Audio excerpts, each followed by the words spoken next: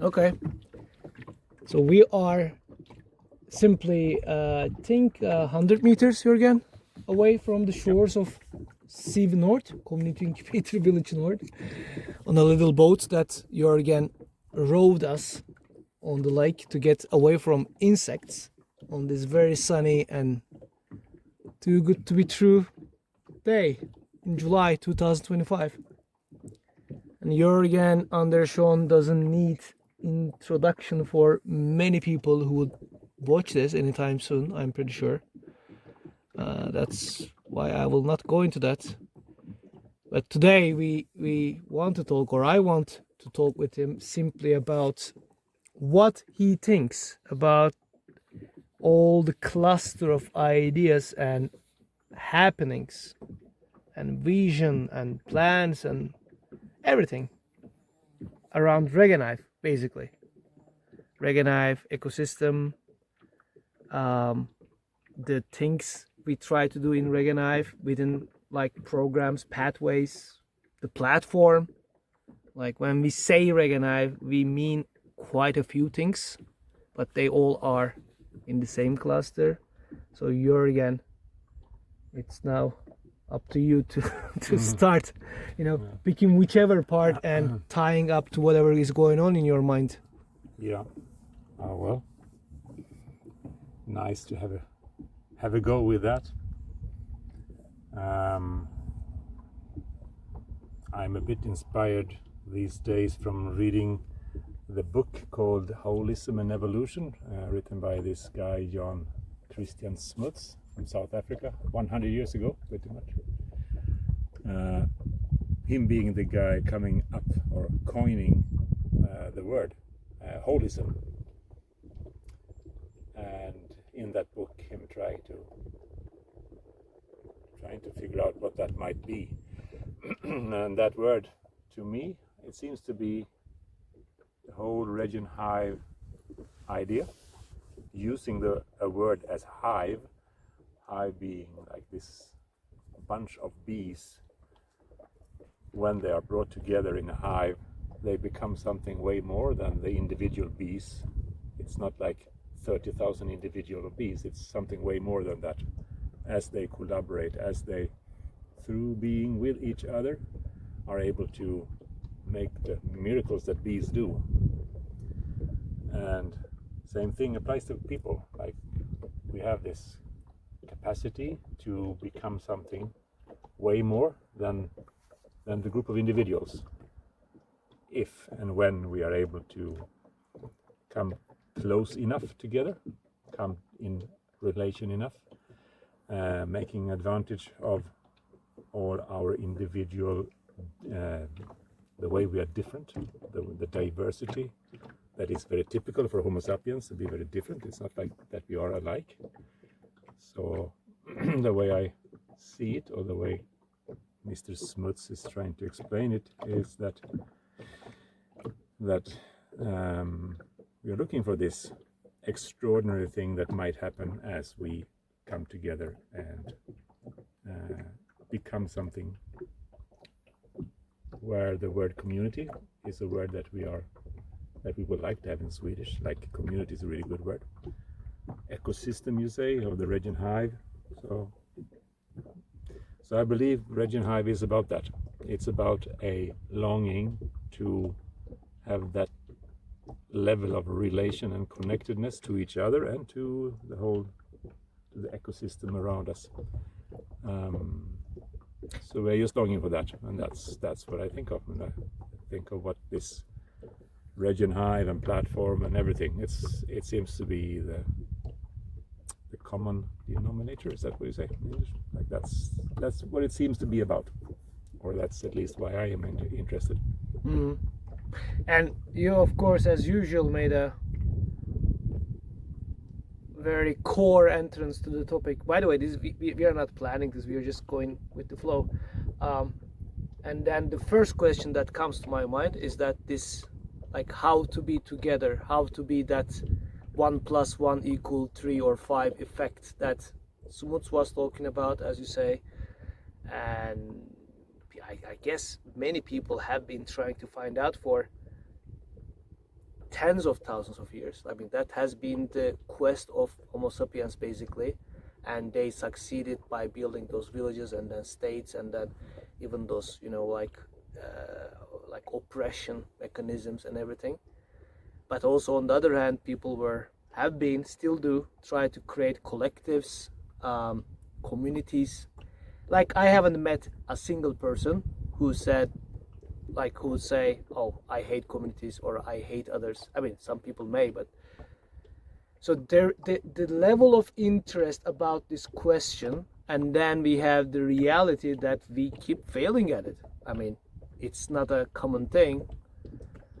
So what do you think so far RegenHive does, like, different, that may be interesting, you know, that may be another interesting trial into that humanity's efforts to, you know, figure this out, if at all? By the way, maybe RegenHive does nothing like interesting, just the old same mistakes or whatever. What do you think on all this? Well, one thing I think is that being with each other is really difficult, and there's many of us saying that, well, I just don't know how to be with other people, maybe Swedish people especially. So I would say what people in general express is that it's the most difficult thing to have relations and make them work and to have all that function. At the same time is the thing I'm longing for the most. Like, it is that kind of contradiction. And to me, that may have got to do with a fact that we as humans are almost unimaginably good at it. Like, we are born with a tremendous potential to function together.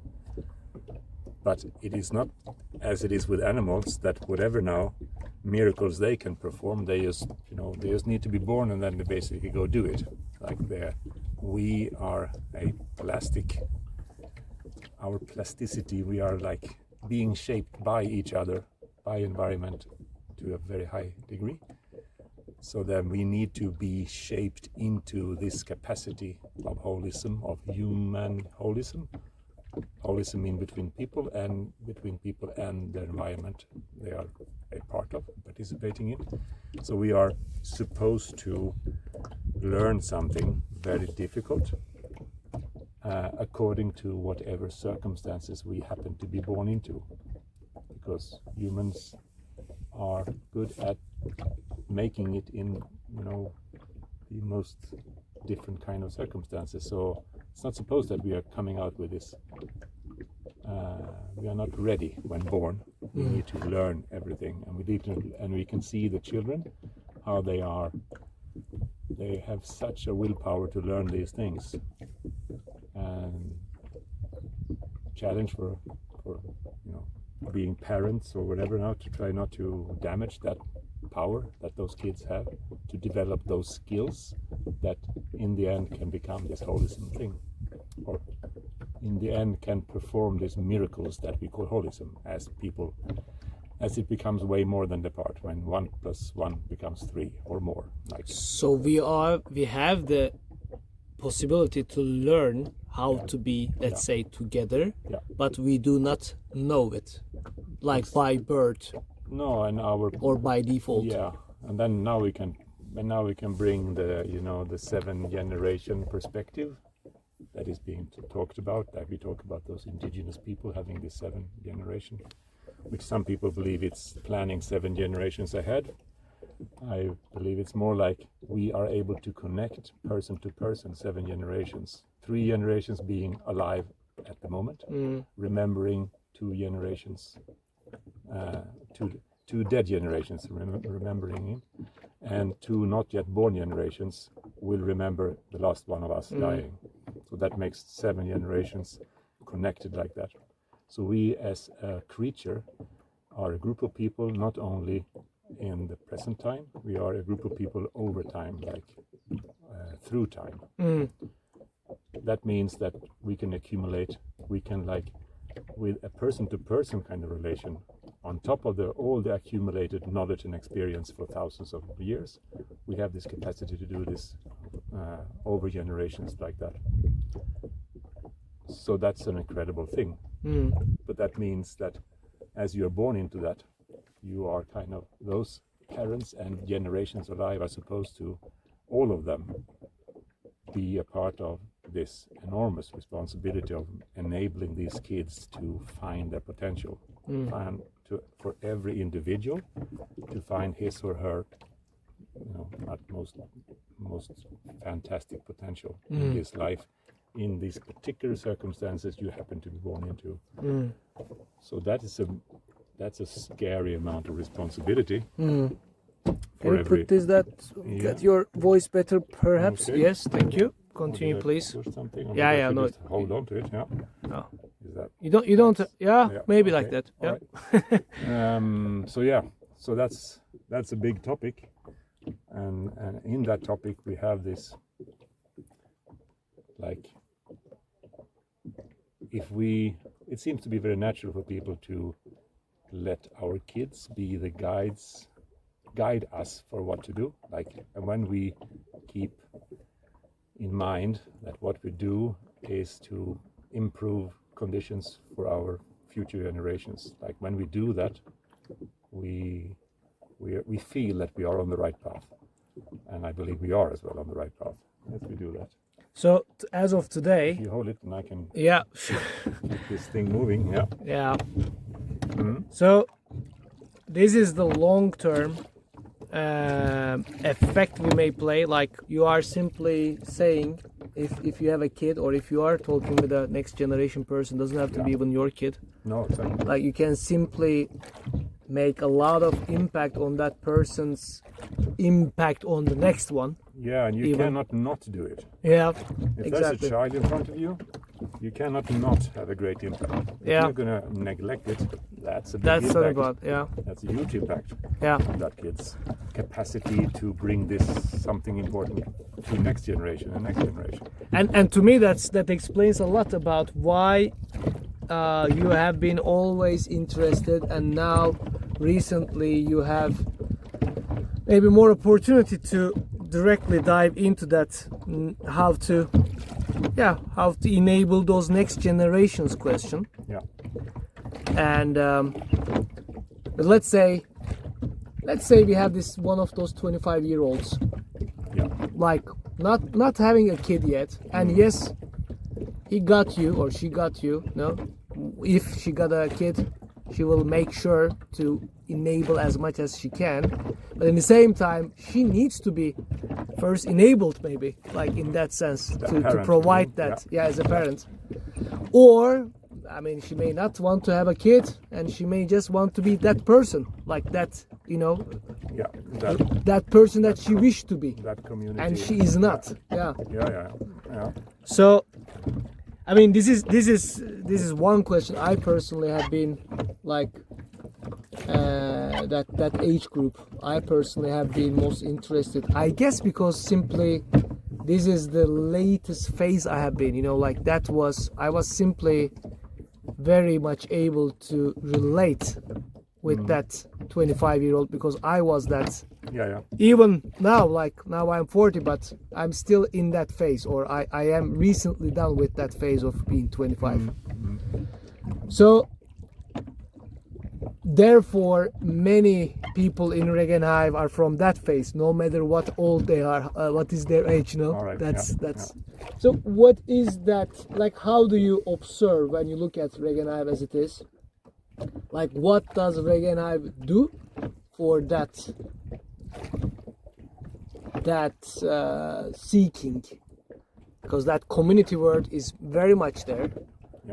Also together with community for what? Not only community for me, but community for my sake, but also community for, taking care of this planet, regenerating it. Like, I think simply having a good impact in this whole before you kind of pass away. Finding something meaningful to do before you, since you are going to die soon anyway. So So the quest for something meaningful, like to say, well, I have a life apparently, and I want to. Yeah, I think. Okay. Yeah. I would like to make something out of it. How do I figure out what that might be? What do I need in order to figure that out? And the clock is ticking every day. Like, I'm getting older and older. I'm going to die soon. Like, and that's, you know, the 25-year-olds that are realizing, or in the best case, realizing that, well, life is not forever. I'm actually supposed to be someone by now, and what should I do with this opportunity that life has provided? So RegenHive has got one, to me, apparent task is to enable the kind of conversations required. And when I say conversations, I mean people listening to each other. So enabling each other to hear themselves.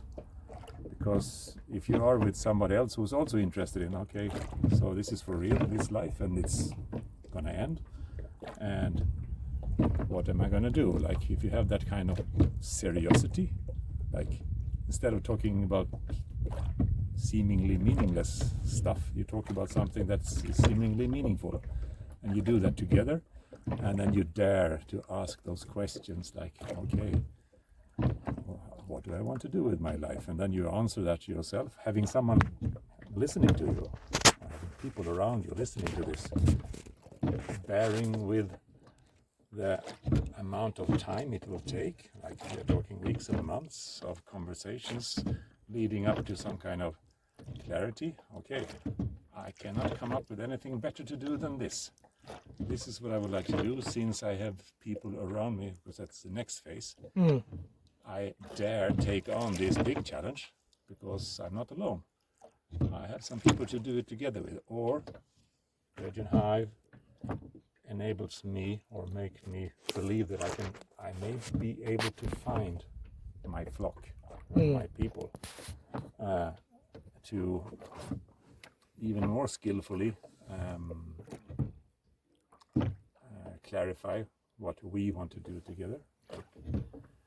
And then while doing it, you know, get going and do it, and while doing it, constantly questioning, like, are we really, is this really what we should do? Are these really the enterprises? Is this really the house we're supposed to be in, or country, or like whatever? Like, I don't mean you should live your life in doubt all the time, but I mean really have that as a part of your life. So, Not running away from them, maybe. No, exactly. So one way people put it is that reduce the risk that you will have a few days more to live, and then by that time realize, I fucked up. Like, I didn't make use of this opportunity. Why did I do all those things I did, living as if life was not a valuable thing? Like, I wasted it. Like, if you have a bit of fear for that happening, well, that may kick you in your butt and make you do something. Even more so if you have people to be that courageous together with. Yeah. And yeah, that's what I think of. I think of RegenHive. I like hearing that depth of wisdom. Reminds me once again how much you must have, you must have been exposed to, how much you must have tried and failed as well, and succeeded and failed again, for you to get that, let's say, that simplicity, but also depth of of things, and of that holism also. So now I'm trying to ask you simply, what did you learn? Because you have been dealing with this kind of things, this kind of questions, and how to act on this kind of questions. Not like from a philosophical point of view, sitting by your chair alone, but you have been simply working with people, like doing things. What were your biggest learning alongside this process? Maybe even share with us what did you have to unlearn in this process? What were your mistaken, let's say, assumptions? Whatever that brings. Yeah, whatever that brings.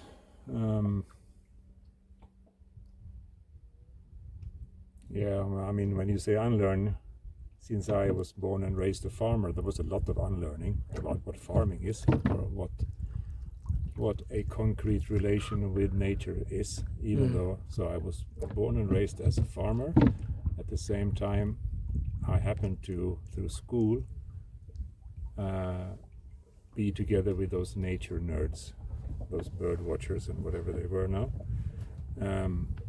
So I was a bit of a hybrid that way.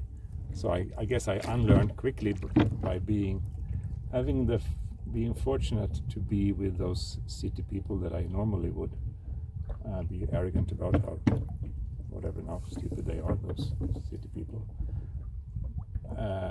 Being privileged to learn good things, or being exposed to people who are different from me at a young age. So I could a bit unlearn a little bit of the arrogance that comes with being a proud farmer, something like that. And to, yeah, so on that particular topic of unlearning, to find completely different ways of thinking farming. That was really interesting. And then of course quite late in life, being exposed to the whole thing of holistic management and regenerative agriculture, as many describe it, the coming home feeling that comes with that, like you felt you were odd, and then suddenly you realize there's some more people. So that's one part in reference to the unlearning. Otherwise, it's just what you say. It is that Samuel Beckett, is it, quote, fail again, fail better. So to be happy, to appreciate that what you are trying to achieve may not be easy, but it's worthwhile failing. Like, it is the case, if something is worthwhile doing, it's worthwhile failing a lot. And I mean, there's some saying that if it's worth doing, it's worth doing right. Yeah, maybe it is, but it's even more worth failing if it's worth doing.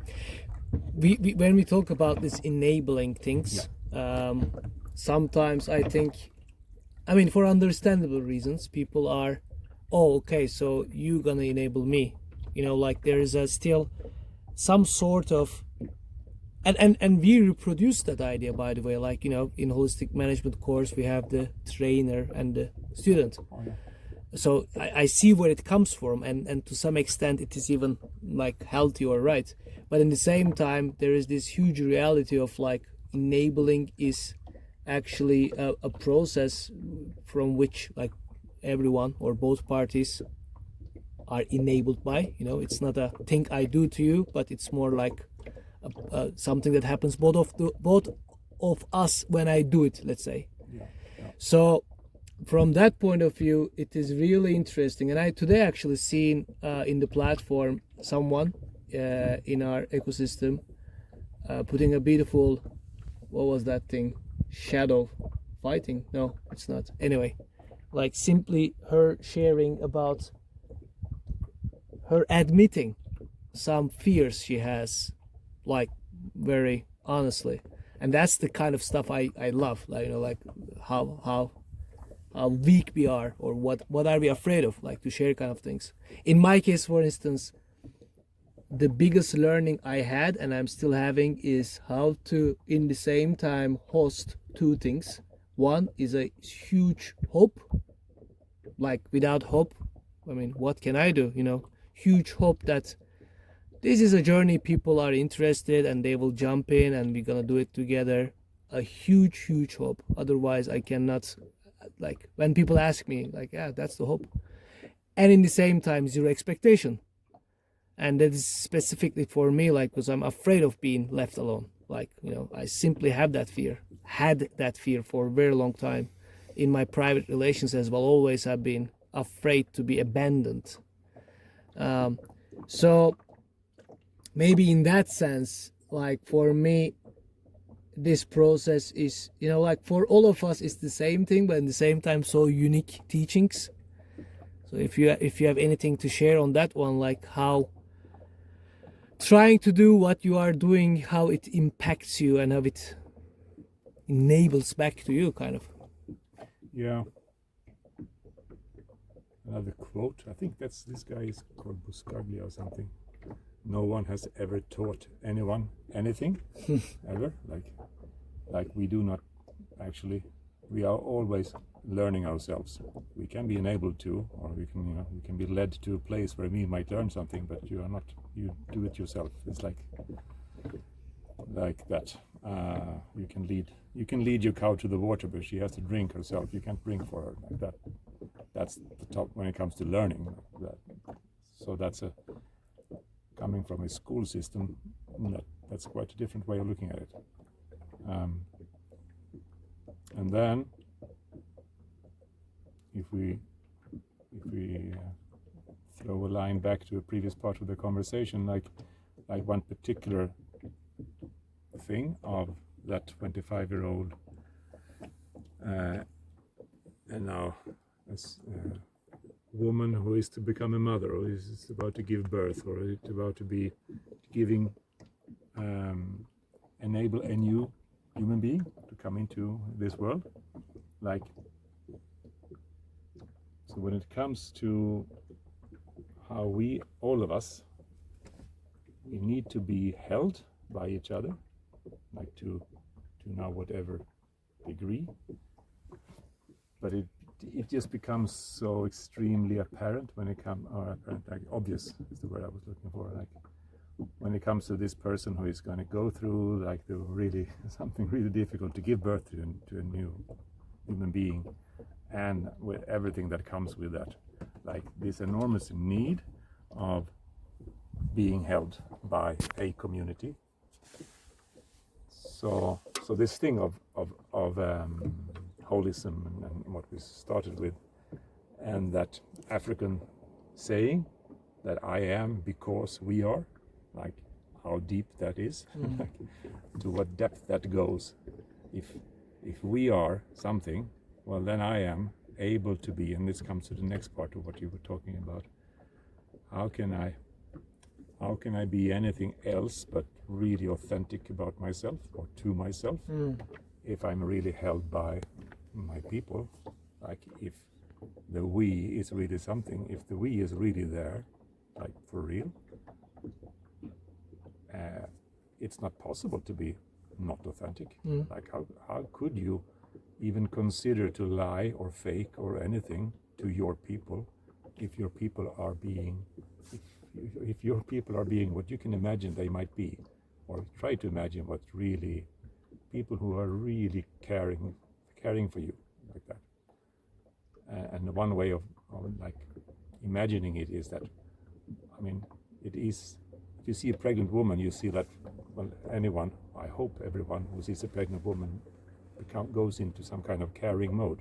Like, can I do something for this person? Like, if not on any other occasion, well, that should be an occasion when you just sense it's important, like, or it's an opportunity for you to show who you are, like to care for this person and for these two persons that you have in front of you, like that amount of that capacity, that caring capacity should kick in, and you should be able to like remember it, or say, okay, well, when should I not care for my people, or care for people? Who should I not care for? Like, are there any creature, maybe these mosquitoes, I don't care much for them, but in general, I can feel that it's just makes sense to care. That's funny, like one of the sentences that I really have hard time to be around is the sentence, I don't care. You know, like it's I don't know, maybe I think it's a bit of a, no, it's not a Western thing, actually. It exists in various languages, I think, like simply the answer to a situation as I don't care. And I sometimes remember that, like how it is almost painful for me to like maybe the strongest statement you may make. I don't care. Yeah. That's a big statement. Yeah. It says a lot in a way. I'm so terrified for responsibility. I need to say this thing. I don't care. Yeah. That's how terrified I am. Yeah. That's how Or that's how much also like alienated, like, oh, you have pain, or are you sad, or did I make you angry? Whatever, I don't care. Like, it's a tough one. It may be the toughest thing you can say to another human being. Oh yeah. Yeah, it's like Yeah. No, but like, we have been talking a lot again recently, today for instance, for 3-4 hours maybe, about the platform, RegenHive.com. And I would like you first to tell us, why are you spending so much of your time? And we know, I mean, I know, and many people know, like, you have quite a few things to put your time on. Like, you know, you are not looking for new adventures, like you have many in your lap already. So what makes you spend quite some time into that, and mind bandwidth to start with, and then maybe to wrap up around that question, simply because we are talking about going to the next phase with it. But yeah, first, why? Oh, sorry. Why do you care about the platform? Well,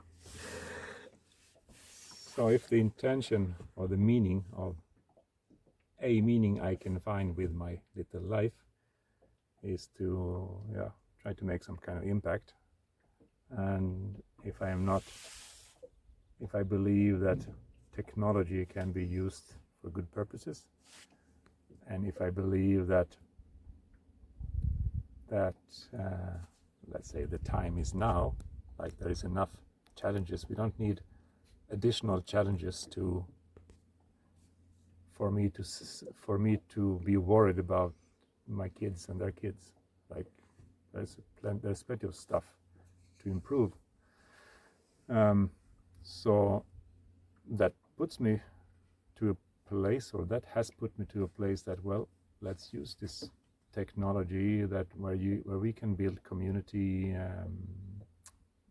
with internet.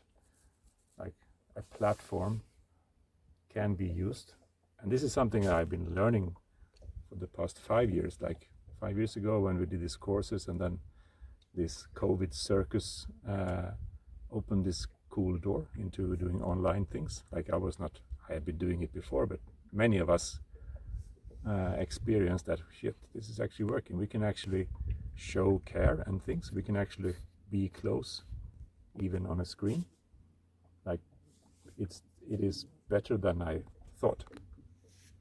Makes me believe even more in the possibility of the platform. So the platform is simply an amazing tool to reach more people, to enable more people to find each other, even though whatever now they're looking for may be very narrow, but they can still find each other on a platform like that. And the platform is enabling people to have the feeling that I'm not alone, like there's many of us. And so it's simply a tool to, I cannot see why we should not use it, to have a platform like that, to put all the stuff that you and I and others have been talking about for a long time, to make use of it, put it in a platform. And one part of it, to me, or like a part that I am focusing on, that I can focus more on, since you are focusing on some other stuff on that one, is how we can show each other for particular pieces of landscape. Like this is our landscape, and these number of hectares are in this and that condition. We can monitor that, and we can show it to others. We can show it in a way that we can spark, or initiate interest for others to come and care for this particular landscape as well, to bring whatever they know, because they from a distance they could learn about my particular trees, I'm thinking about what should I do with this tree? Well, then I can put that out there as well. So the level of care for the landscape that is possible with a big number of people, with most people being close enough to care for specific square meters of landscape and waters, like land and waters, and to help each other do that in a more effective and cool way on the platform. Like I can see technology being used in a way that we can work miracles. Yeah. You have been. That's a question. Yeah, that was an answer. You have been using the word daring, not now but before, and I think that's a word that says a lot. By the way, like to dare. And one question that comes to my mind always, I mean, and the answer is in there, but how dare you? I mean, us in this case. How dare us? How dare we? How dare we to, try to build a platform? Like we are just mere peasants and maybe like, social community builders at best and peasants at worst. And I'm using all these words between brackets, of course, to dare to try to develop a platform, which is, that's the thing that's like those tech people do with lots of money, like those venture capitals do. Like those are the big guys stuff. Like why and how do we dare, would you say, to do this kind of stuff? Yeah, but I would turn that around and say, well, these are times when anyone can do such things.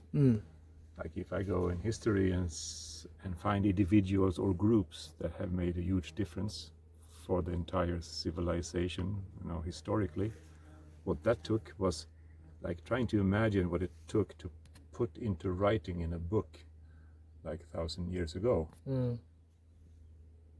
Like just the skill of just a practical threshold to make it over, to be able to do that thing. Like now it's easy now, and they were able to spread powerful ideas across the planet with a feather of a goose and, and like the effort to make a bit of paper and to make that into one book. If you want to make 2 books, you have to copy it yourself, and then you have to carry that one on a long journey without not being inside, not having a roof. You have to make that one not become wet. Like what people were able to do back then. I'm ashamed of, of being able to do nothing, but like for us it's just easy to do tremendous things. So yeah. But one way of listening to you is like we are having these cycles of like I had a friend who put it really nicely, I believe, like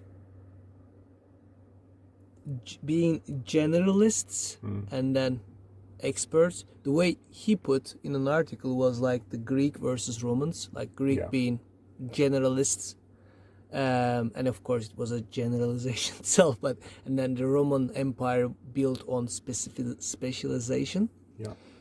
But then now I'm just thinking aloud right now, but like industrial age was very much into specialization the last few hundred years, or maybe last several dozens of years. And you can actually track that down in Sweden a lot. I think like people expect each other, like if I do something, if I herd animals, I am expected to have studied it, to have I should do things that I know how to do, like I have an education or whatever. But now maybe we are going towards a process where we are becoming or are supposed to become more generalist. So that question about how dare we to build a platform is also the same, like how dare we to build a new age maybe, or how dare we to build new, I don't know, regulations or laws, or to change the way economy works. Like so simply to reclaim that power like, yes, this is something, this is another thing I can work on. I'm not gonna let it to some specific group of people kind of thing. Yeah. I mean, it's ended up being a statement rather than a question, but still, I know you have quite a few things. Yeah, there's a lot in that one.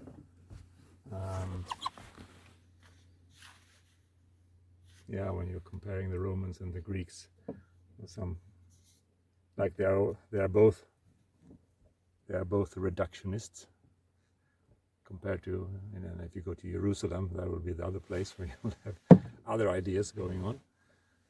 Me saying that for the sake of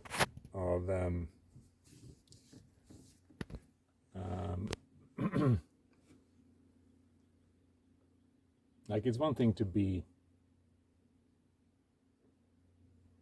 too arrogantly, as we are, saying that, well, we are the ones who can make a huge impact on the world.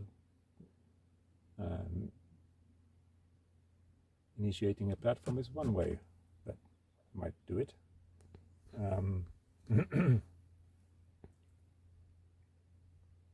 And I think there is so much.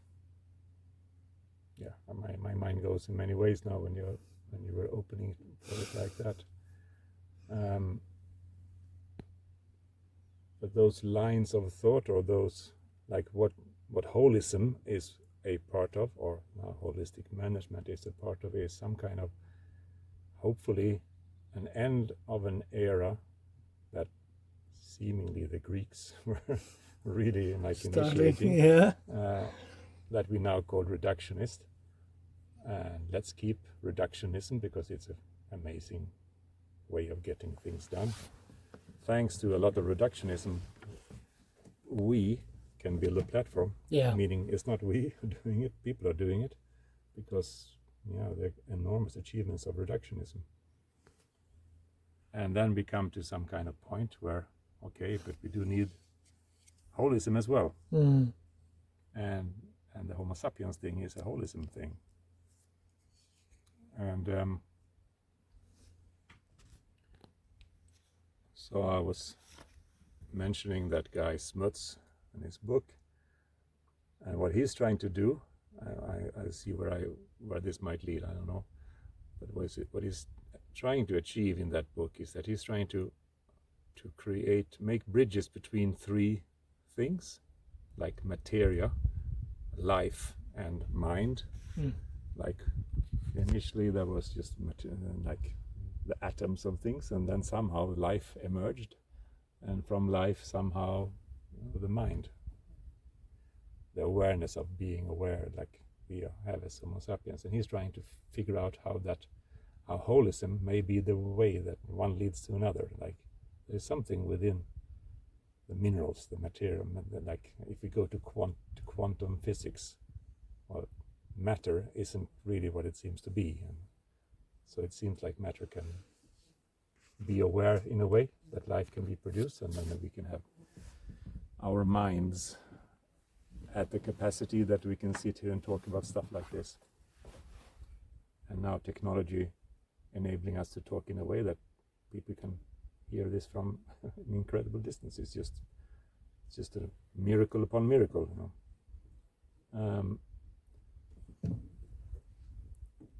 So I would say that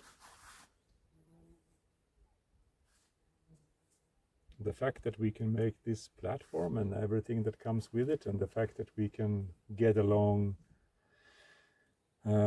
over distance, we can avoid fighting wars with each other. It's not necessary to go to war, and it's we, meaning me, in whatever time I have, I can really have an impact on that. I use all of it. I can use philosophy, I can use technology, I can use like my capacity to care and everything. I just have this set of, I'm trying to avoid the word tools, I have this set of possibilities, and they're all like miracles, and they are in my hand, our hands. And it's the coolest imaginable thing to have that that opportunity. It is, yeah.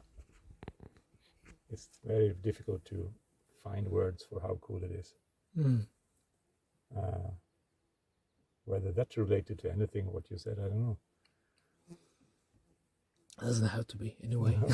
Maybe it's yeah, like getting from that point of holism. Is there anything that is not related to each other? But I will keep it there. Like, well, like I don't even have a strong idea about how long this should last, so we can like finish at any moment. But maybe it's a good thing to wrap this up around, okay, so what is the next step? Like, as of now, it's again mid-July 2025, and almost mid-July. And as you said, life is valuable. Like, it goes on every day, one day less. Not to put any pressure, but I mean, that's kind of what it is. Yeah. And I am not talking about an obsession of overperforming, but in the same time, like an appreciation of its value. So what are you up to? Let's put it that way. Like, what are you up to in the next, say, few months, few weeks, maybe? The rest of this summer. Yeah. However you take it. Oh yeah. And how or in what case people could be related to what you are up to. Yeah. So what one is about to do is always originated, or like what one has been doing previous in life. And this feels very much so in what I am up to now, right now, and the following months. And it's about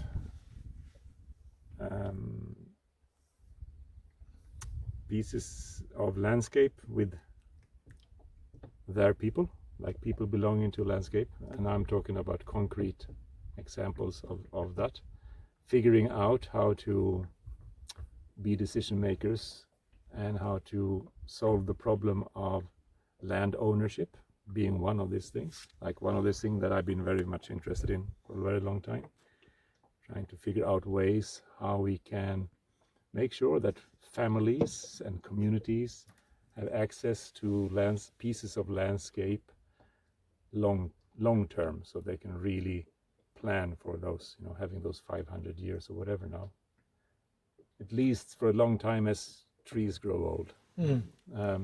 And plan for kids and plan for them to be able to take over without having to feed the banks every generation, like all this system that we are caught in can be addressed.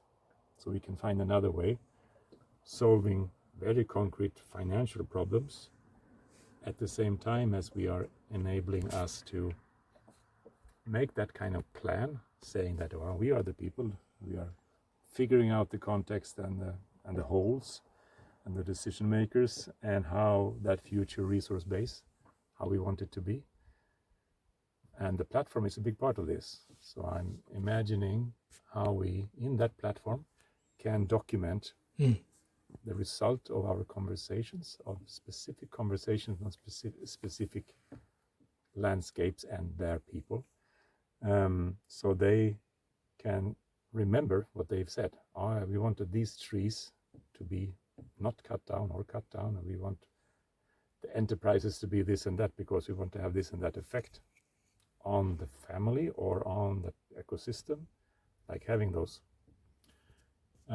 So basically it is what I have been trying to do before, but I'm really looking forward to making this in a more concrete way and making use of the platform doing it. And you have all these really powerful cases that you are already working with. I do. So. Yes. So people I've been knowing for a long time are doing this, and I'm just privileged to be somehow supporting that. Oh, because these are, one, and that may be a way to wrap this up. Like, I sometimes feel like, or many times feel like, we have been, and that's an expression that I got from you, we have been asking questions, providing answers or providing solutions, alternatives to questions that people are not asking. That's the way, right? Yeah. And then what is happening is that as we become better at giving those potential solutions, and in the same time, more and more people are asking those questions. So it's simply, again, as you put sometimes, like it's just the planets getting aligned, or what was that? Stars getting aligned. Yeah. It's a very interesting time to be alive, especially working around these topics and these questions.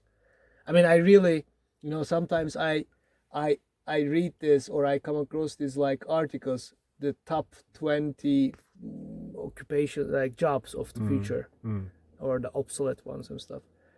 And every time I'm like, I think what we are doing is not maybe a job, but kind of a job. Oh, yeah. Like that's the top one. Like that's like factually not like that is what is needed, that is what is possible, and that is what is, as you were saying, meaningful.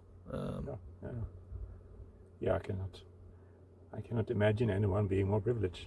So yeah. So with that one, thank you, Jörgen, for both having roved us all the way to the middle of the lake. To nowhere. Exactly. We got a rowing back home. But that was very, very nice. And it will be fun to listen to this again, like in 2, 3, 6 months, 1 year, whatever. 20 years. Yeah. 20 years as well, exactly. And of course, we'll do another one. Also updating like where we were and where are we now, and not forgetting how privileged we are, as you say. Really, I believe so. Thanks. And I won't say take care, because we are still together in this boat. So but everyone who have listened or watched, take care.